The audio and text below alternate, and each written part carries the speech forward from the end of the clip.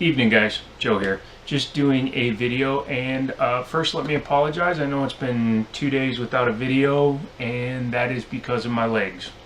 Health is always a big problem for me, and with all the working combined with the crappy month, combined with my crappy attitude for the last few weeks, it's kind of led me to not be physically well. Number one, on Monday, my left leg was so swollen I couldn't walk on it. I wound up going to the doctor and I had to get warfarin injections and take a bunch of antibiotics and basically sit with my leg up to try to get the swelling to come down.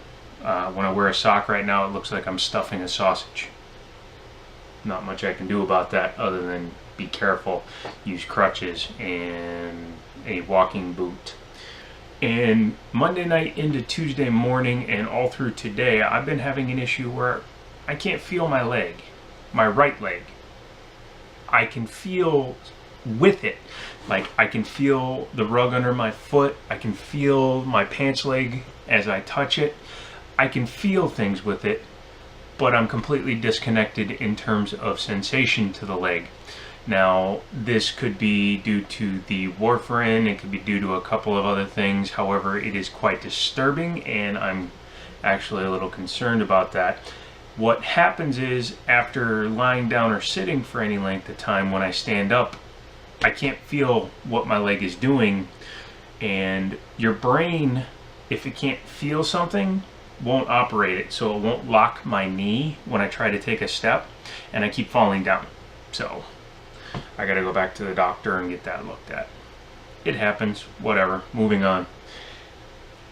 Sunday, I did some pickups early in the day, and before I get going, let me first say thank you, oh thank you, to the Lord of Crackheads. And the reason I say that is, there are a lot of people out there that are crackheads. The reason I say that is, I have a network of people. Some I call crackheads for fun, some I call crackheads because they are crackheads. And some of them are just people that I've associated with. I have the couple in Bluemont that sold me my Xbox 360 Halo 3 edition shell and a bunch of stuff.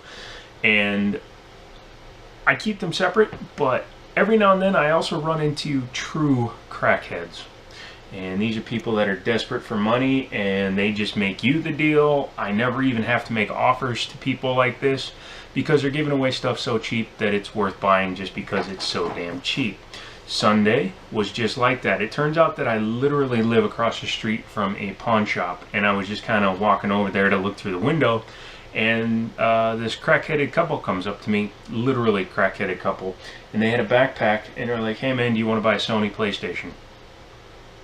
I'm like, "Not really, but what do you got?" And they're like, "Well, we got a PS3. I'm like, "All right, I'll take a look at it. What do you want out of it?" They're like, "Oh, well, we need $50. And I'm like, PS3s aren't worth that much if you go to sell them. But I said, let's take a look at it. They pulled it out of the box, bag, actually, it was a backpack. They gave me the backpack, but it smells like a crackhead's backpack, cigarettes and hope. But this was it, and as you can see, I don't know if you can hear it, the button is broken off the top here, which is kind of funny. It looks like they pried it off. But we're standing there and I go, with it damaged like this, and then the fact that the controller that they had, it's wireless, but the cord that's plugged into it was just for charging it, but it's just a 6-axis, it wasn't a DualShock. Obviously with this kind of damage, the system's not worth anything, because if you take it to GameStop, they're going to defect it when they take it in. Basically, they're going to take it in, but they're going to say, "Oh, it doesn't work, it's not worth anything, we'll give you $25 less." So, on top of that, this controller is a 6-axis, not a DualShock 3, and it has a torn pad on it. Taking all that into account, I told them I would give them $30. And they thought about it for a minute, and they were like, "Okay, sure." Now here's where I'm happy they're crackheads, because they did not look in the bag before they handed me the bag. Inside the bag was a PS4 controller. I don't own a PS4, which means this controller is going bye-bye. This controller still trades in for $25. So basically I got 160 gig PS3, and yes, I tested it, so I know it works, for $5. And then when you count the fact that I get an extra 15%, technically this thing cost me $2, which is fine. And again, I've tested it. It plays movies, it plays games, and it's got a 160 gig hard drive in it. This is going to go out into my living room. It's going to be my Blu-ray player. I'm going to show you that setup too. I've kind of put a few things in place. Okay, I've started getting this area kind of set up. I have a little storage bin, one TV stand, a box of DVDs, PS3, and an old HD TV. And the reason I like this one is because number one, it's like 32 inches, so it's fine. But number two, it has lots of plugins in the back, and it's better than that old crappy Sharp Aquos that I used to use. So I'm very happy with the picture on this screen. It works well. As you can see, I have Superman 64 running right now, just to show you that that system works. And then I do want to show you, here is the PS3 that I basically got for nothing with the world's largest charging cable. That's fine. But as I wanted to show you, it does work. This is my Bluetooth remote that I've had forever, but as you can see, the system powers on, and as soon as the TV gets a signal, I will pan up. There we go. So yeah, as you can see, the system definitely works, and it's basically going to be a Blu-ray player anyway, so that's why I have the remote synced up to it. And what do we have in there? Only the best movie ever. Moving on from Sunday, I went to a flea market. Oh, this was at my buddy's GameStop. I had to buy this. It's called Fabrications Soft Sculpture by Funko. Supposedly it's an Age of Ultron Iron Man, but it's not really. But before I went there, I did stop at the flea markets, and there were a few things, and I picked up a few things, and I've misplaced two of them. Hang on a second, I just found them. When I go to the flea market, I look at every table regardless of what the main stuff that's sitting out there is, because when you do that, you can find some hidden gems, because most people, if they're game collectors, go for the big tables with all the games. Me, not so much. I'm willing to look at weird stuff and find weird stuff. One thing I found for $1 was Cubix on PlayStation 1. It's a game I don't have, and it was $1. For $1, Black Label Star Wars Rebel Assault 2 complete in unplayed condition. Disc 2 is actually even more flawless than Disc 1, so I don't think they ever finished the game, but I only think they played it once. So for $1, that was a good grab. For another $1, I got a not for resale unplayed condition Crimson Skies. Now the case is a little bit scraped up, but I can just swap that out for a different case, move the art over, and it'll look brand new. But again, for $1. As I was walking through, I also found a 6-axis controller with a bad stick and a DualShock 3 controller with good sticks. Now, I already traded in the DualShock 3 because I got $15 for that, and I paid $10 for both. So I figured I would just take the pads out of another controller, and then I would have a good controller, because I don't care about vibration on most games. And I don't play my PlayStation games at all. I have a fat PS3 sitting down there that I never play, but it doesn't play Blu-ray movies anymore for some reason. I think the drive is going bad. That's why I'm glad I have the cheap-ass system I got here.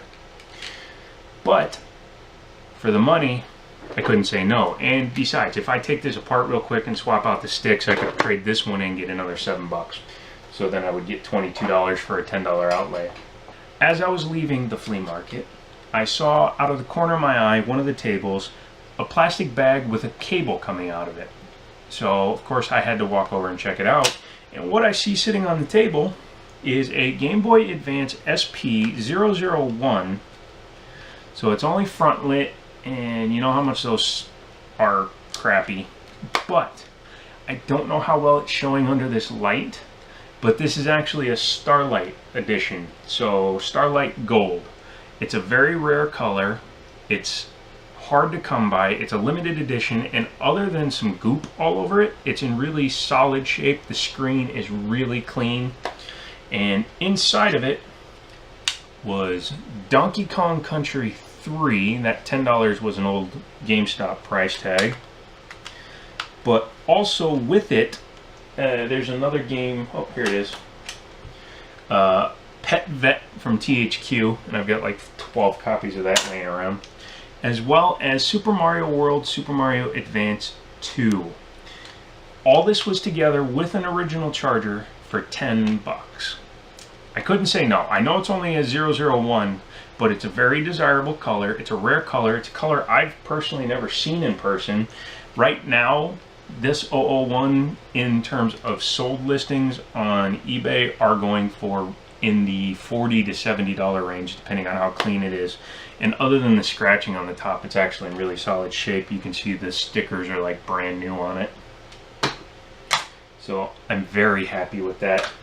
Mafia 3, I'm borrowing this one because I wanted to play it, and I will give you a very quick review.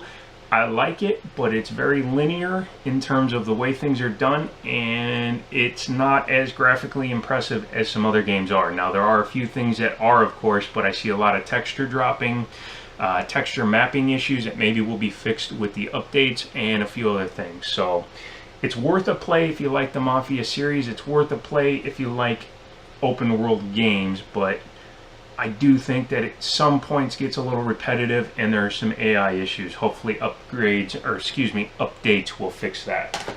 I went to work and I traded in a bunch of stuff I had laying around. I literally went through and cleared out a ton of tradable items. And by doing that, I was able to get a lot of my stuff that I've had on pre-order and sitting, and yeah. So here's a couple of things I picked up. Psycho Pass Mandatory Happiness on PS4. I reserved this as soon as it was announced. I like these collector's editions. Quite frankly, I'll never open it. I'll probably open it when I get another copy. If I get another copy, I'll probably just get the regular copy and open that. So that was paid for with trade, as was my copy of Forza Horizon 3. And one of the things I picked up using some of my credits was my copy of Battlefield 1 Early Enlister Edition. Now the Early Enlister Edition gets you the Steelbook. I still have no intention on opening this because I can borrow it, so I don't need to open my sealed copy. At some point I will get another copy of this, either through trades or finding it online or whatever, and then I'll stick an original copy, not an original copy, and then I'll stick a copy in the Steelbook, which only came with the Deluxe Edition. And then I will have a complete copy in the Steelbook as well as a sealed copy just to keep.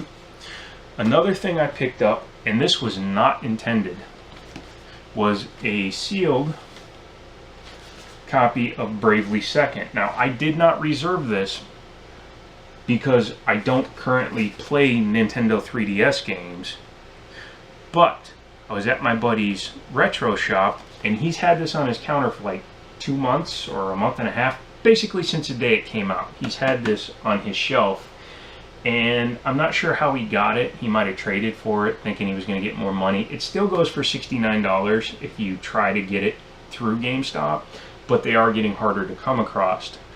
I got this for a little bit of cash and that Mario 64 that I had, so I basically got this for half price when you factor everything in. So I'm happy that's sealed, and yeah, so it's a very cool thing to get. Oh, another pickup was the Bluetooth white controller. I was at a pawn shop and he sold me the controller as well as a headlight adapter, a headphone adapter for the Xbox One. When you do that, you can bypass audio on TV. But he sold me both for 25 bucks. Again, you can't pass up deals like that because, number one, I can trade this in for 25 bucks the way it is. But I'm going to keep it because I can connect this to my Asus gaming laptop and use this as a controller for my games there, such as Grand Theft Auto 5 and any racing games that I may install on it. However, I don't play that many. I usually only play my point and click games on computer and my other games on consoles. So yeah, I'm gonna put the Fabrications Iron Man up on the shelf.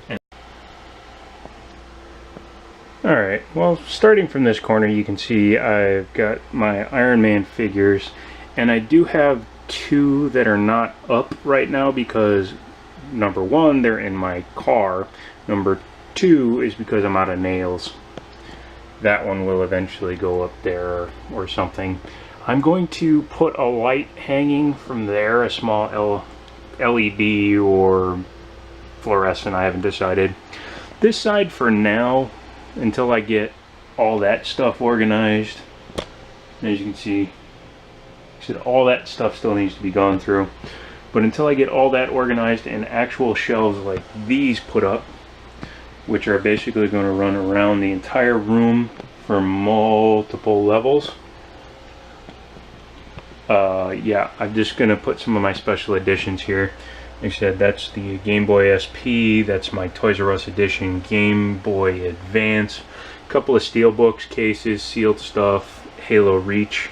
I have the figure out in the living room, actually it's in my bedroom, and then a couple of PS4 things, a PS4 controller and a PSP. So yeah, so there you go. That is what I've picked up, why I haven't put a video, and what I'm doing currently. If you have any questions, leave them down below. Any comments, leave those down below. If you'd like to see something, let me know. I will talk to you guys later. Alright, see ya.